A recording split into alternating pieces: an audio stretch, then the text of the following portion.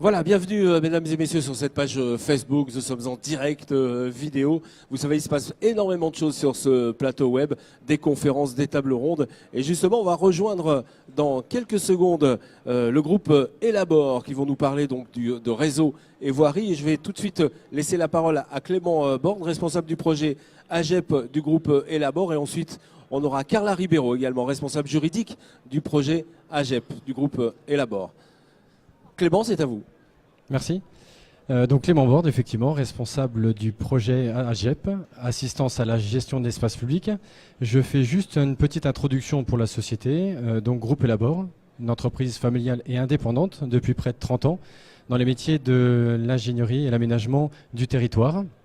Donc aujourd'hui, c'est 90 collaborateurs chez nous, basés juste à côté, à Messigny-Ventoux. 3500 communes clientes et plus de 8500 communes auditées. Alors, nous sommes connus, bien sûr, dans un premier temps, et ce depuis plus de 20 ans, sur l'accompagnement dans la gestion du cimetière, avec nos partenaires ici, l'association des maires du 21 de Côte d'Or, sur les sensibilisations, sur la thématique cimetière. Mais aujourd'hui, on va voir ensemble, plus en détail, les thématiques réseau voirie. Et pour ce faire, donc je passe la main à ma collaboratrice Carla Ribeiro, la responsable juridique de AGEP. Merci Clément. Donc en effet, comme vient de vous l'indiquer Clément, nous accompagnons les collectivités dans la compréhension, dans une meilleure compréhension de la réglementation et notamment afin de les sensibiliser à leurs obligations quotidiennes dans la gestion de l'espace public. Donc c'est vrai que l'une des réglementations sur lesquelles nous nous sommes appuyés ces derniers temps concerne les réseaux et la voirie.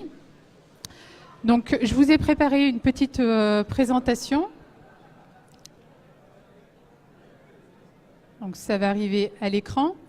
Donc en effet, dans le cadre des réseaux, en 2010, un constat a été fait concernant les réseaux et notamment un constat qui avait trait à on s'est rendu compte qu'en effet il y avait une mauvaise connaissance de la localisation des réseaux alors qu'aujourd'hui il y a plus de 4 millions de réseaux en France.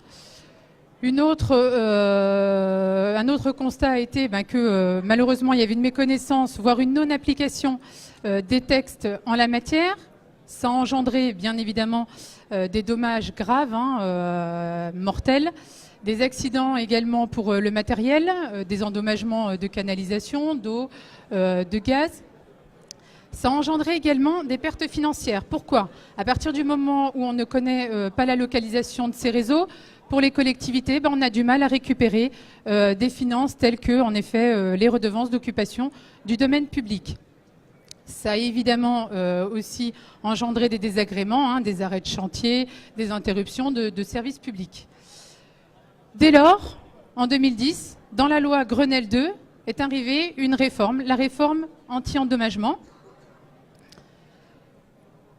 Donc cette réforme anti-endommagement, dans ce nouveau slide, elle s'est appuyée sur différents piliers. Pourquoi ? Donc vraiment le but de cette réforme, c'est de diminuer le nombre et la gravité des dommages. Comment ? En mieux connaissant la localisation des réseaux. Alors, ces différents piliers ont été en effet la définition des termes, la création d'un guichet unique, la clarification des missions et des responsabilités de chaque intervenant, également la mise en place de sanctions, parce qu'on sait très bien que c'est à partir du moment où on a des sanctions que vraiment ça réagit, et l'amélioration de la qualification des entreprises et des personnels qui interviennent sur les chantiers. Donc tout d'abord, une définition des termes. Dans le Code de l'environnement, on a en effet aujourd'hui une définition de ce qu'est un réseau sensible, un réseau non sensible. Donc à titre d'exemple, les réseaux non sensibles sont les réseaux gaz, réseaux de chaleur, réseaux électriques, d'éclairage public. Et les réseaux non sensibles sont les réseaux de communication électronique, réseaux d'eau et assainissement. Il faut savoir que quand on peut, bien évidemment, enregistrer un réseau qui est non sensible comme un réseau sensible. Pourquoi ? Parce qu'il présente une certaine criticité. Donc du coup, l'exploitant de réseau peut enregistrer son réseau sensible comme un réseau sensible. Des autres termes ont également été définis dans le cadre de cette réforme. Les différents intervenants que sont l'exploitant de réseau, qui est la personne qui va exploiter et donc disposer de l'ouvrage, qu'il soit propriétaire ou non. C'est aussi le responsable de projet, qui est la personne physique, morale, physique, oui, de droit public ou de droit privé pour le compte de laquelle vont être exécutés les travaux. Et vous avez enfin l'exécutant de travaux, qui est la personne physique ou morale qui va assurer l'exécution des travaux. Donc ça, c'était pour la définition des termes. Ensuite, le slide suivant concerne la création d'un guichet unique. Pourquoi ce guichet unique ? Par le passé, à chaque fois qu'un exploitant souhaitait donner une information, il était obligé d'aller se déclarer en mairie. Donc forcément, les mairies n'avaient pas toutes les informations. Il y a eu donc la création de ce guichet unique qui est une base de données nationales dans lequel chaque exploitant va venir s'enregistrer, enregistrer ses coordonnées et pouvoir définir sa zone d'emprise. Slide suivant. Donc, la clarification des missions. Ça a été vraiment quelque chose d'important pour que chacun soit face à ses responsabilités. Alors déjà, l'exploitant de réseau. Quelles sont ses missions ? Première mission, bien évidemment, d'aller s'enregistrer sur le guichet unique. Enregistrer ses coordonnées, enregistrer ses zones, son linéaire de réseau. Ensuite, bien évidemment, il va répondre aux déclarations que vont lui faire le responsable de projet et ensuite l'exécutant de travaux. Il va avoir également comme mission, bien évidemment, lui ou suite à des informations que lui seront fournies par le responsable de projet, d'améliorer sa cartographie. Et enfin, il va procéder au marquage piquetage quand il le fera dans le cadre d'une réunion sur site.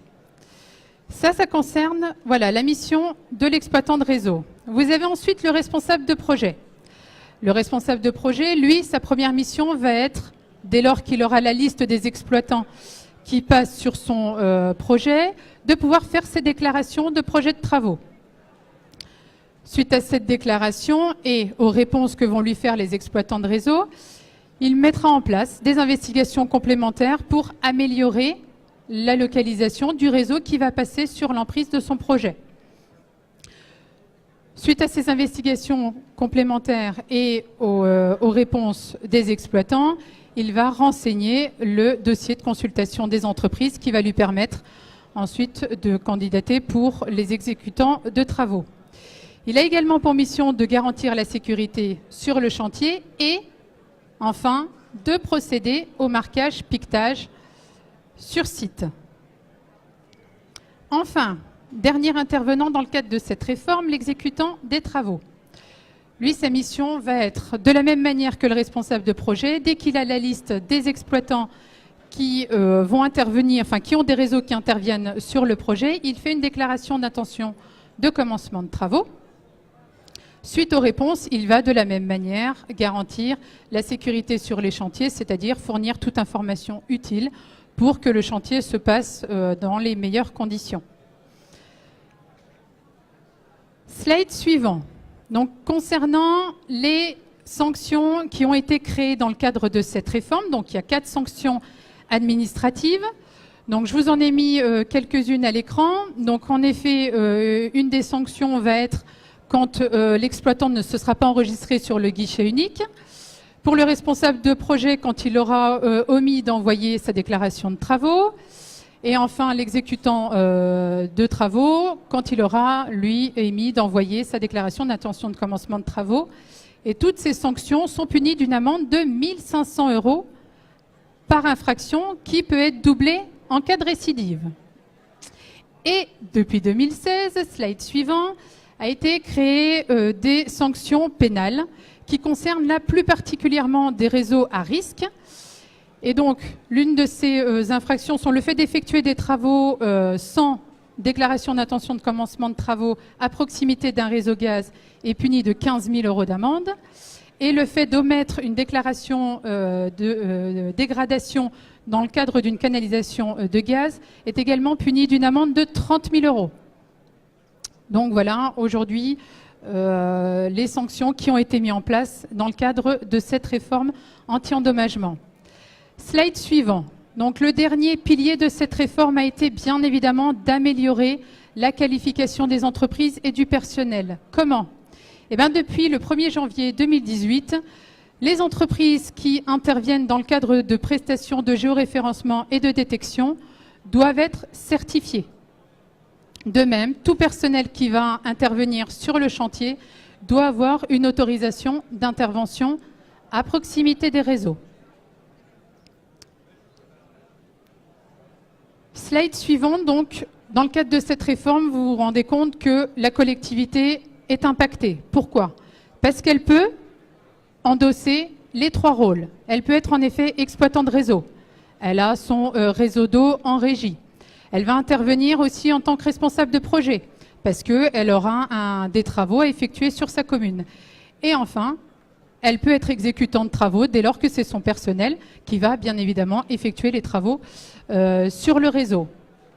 Pour autant, le maire est également impacté par les réseaux et par les travaux parce qu'il est gestionnaire de la voirie et il intervient également dans le cadre de ses pouvoirs de police.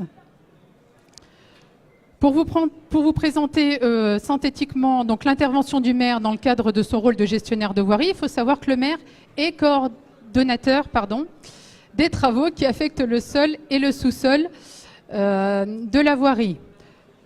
Ses moyens d'action dans le cadre de son rôle de coordinateur va être de fixer une fois par an le calendrier des travaux qui vont être effectués sur la voirie. Alors, comment il le fait? Bien évidemment, à l'appui des informations que vont lui fournir tout intervenant qui souhaite faire des travaux sur la voirie.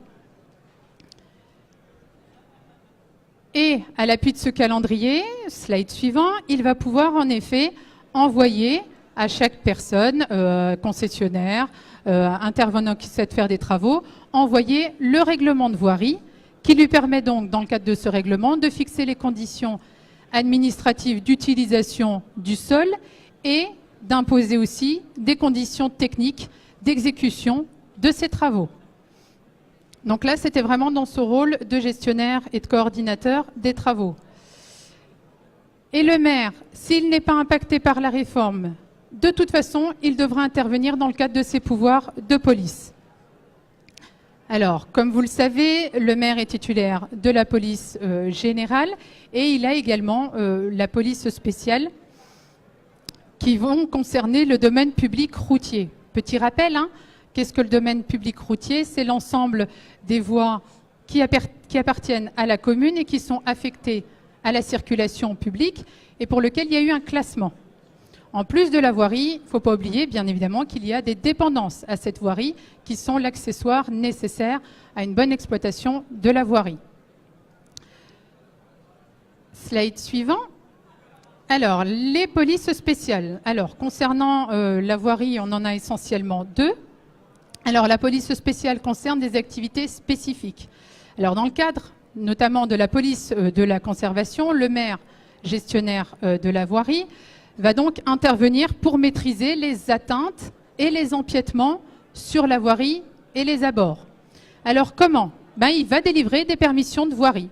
Les permissions de voirie, c'est des autorisations d'occuper le domaine public. Et donc, il va autoriser une emprise sur le domaine public. Un exemple, la création ou l'extension d'un réseau de canalisation.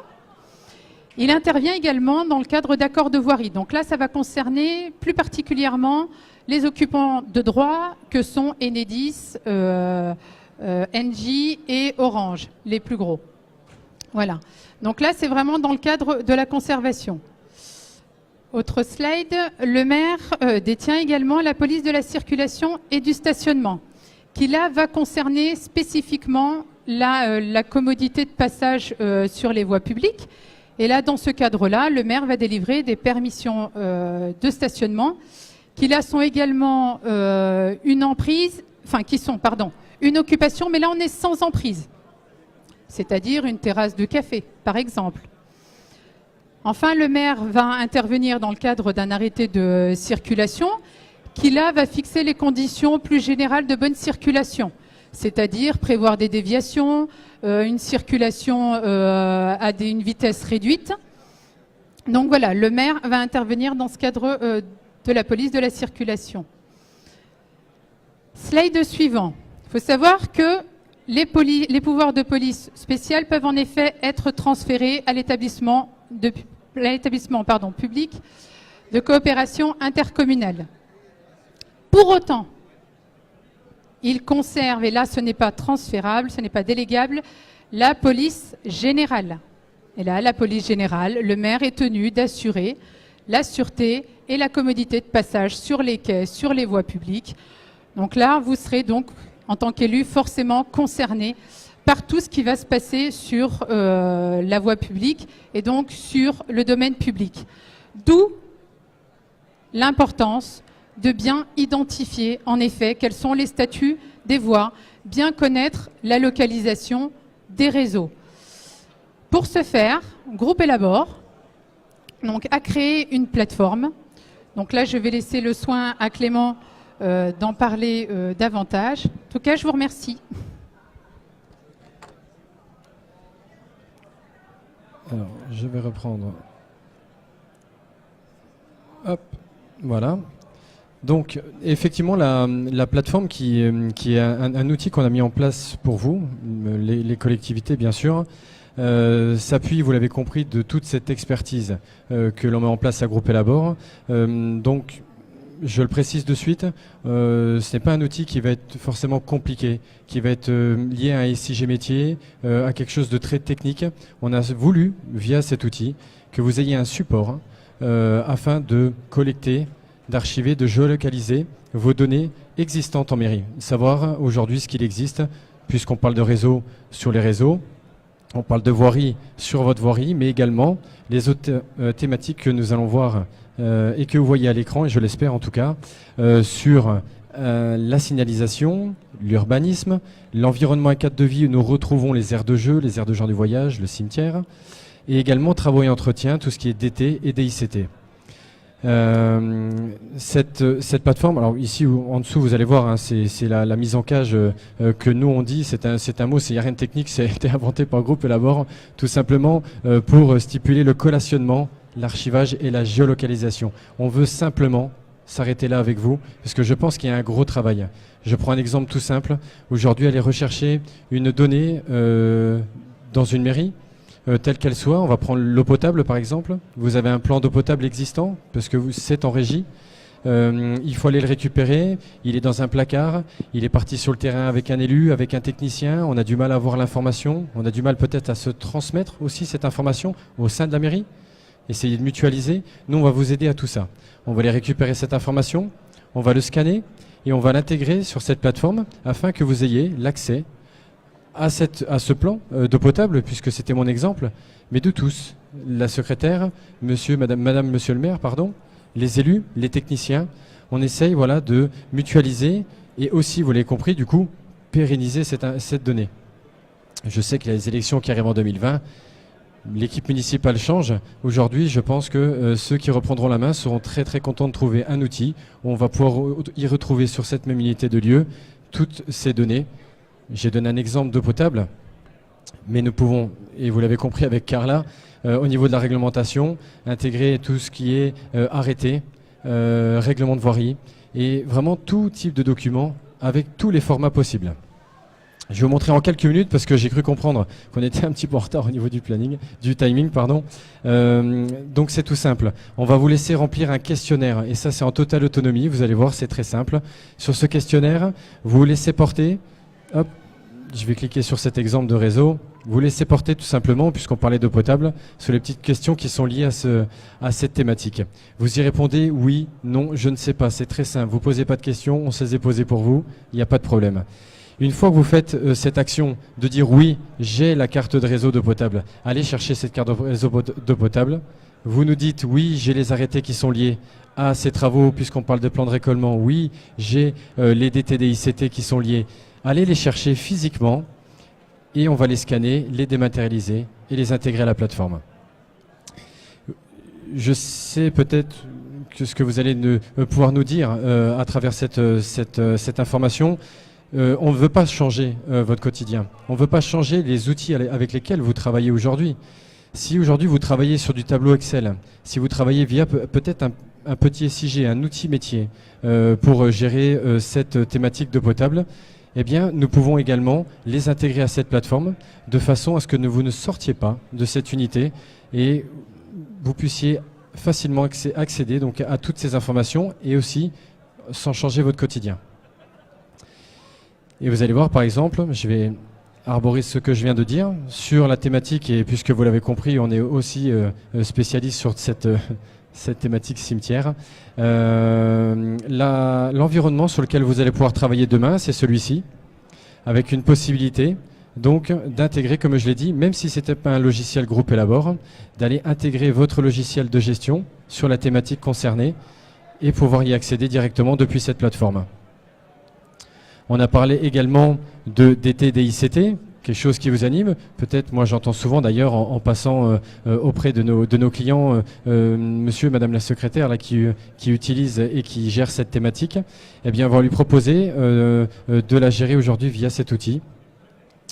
En étant, et vous l'avez compris, on retrouve les casquettes, les différentes casquettes de la collectivité, gestionnaire de voirie, la plus petite, jusqu'à la plus grosse qui est celle de responsable de projet, où vous allez pouvoir gérer l'ensemble de vos DT et DICT.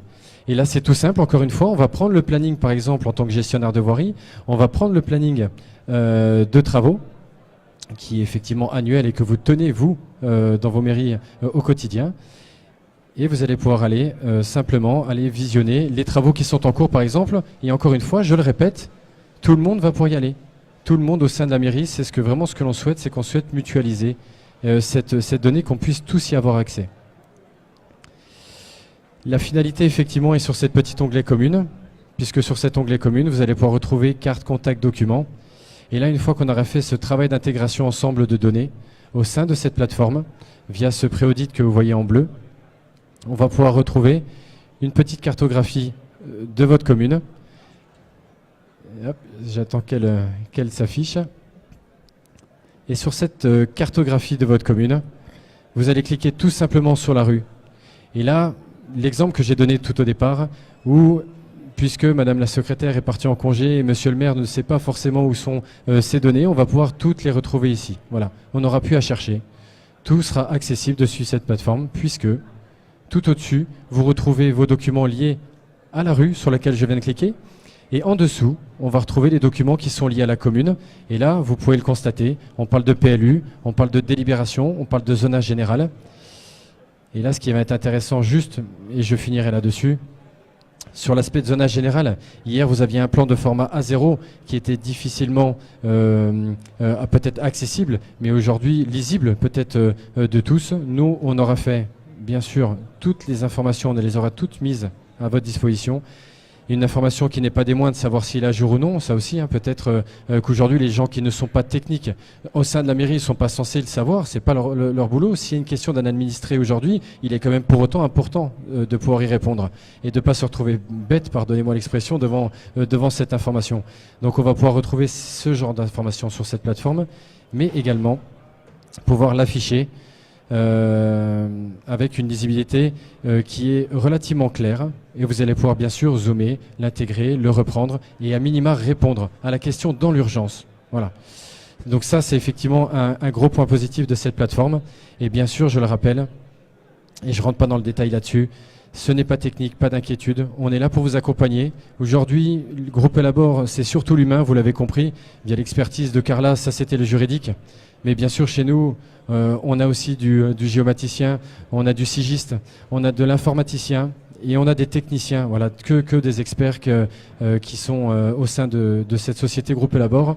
Donc n'hésitez pas, bien sûr, à prendre contact avec nous et à changer plus en détail, puisque vous l'avez compris. J'ai essayé d'être clair et je l'espère concis et assez clair pour vous. Voilà, merci à vous. Merci beaucoup Clément, merci Clara. Moi je vous propose évidemment de vous joindre et d'aller sur le stand Elabore, puisque vous êtes sur Cité 21 et vous pouvez compléter évidemment eh bien, tout ce dont on vous a parlé et approfondir évidemment tout ce que Clément et Clara vous ont parlé et présenté. Bravo, c'était très clair. Voilà, on va se retrouver dans quelques instants avec d'autres invités autour de cette table. Merci beaucoup.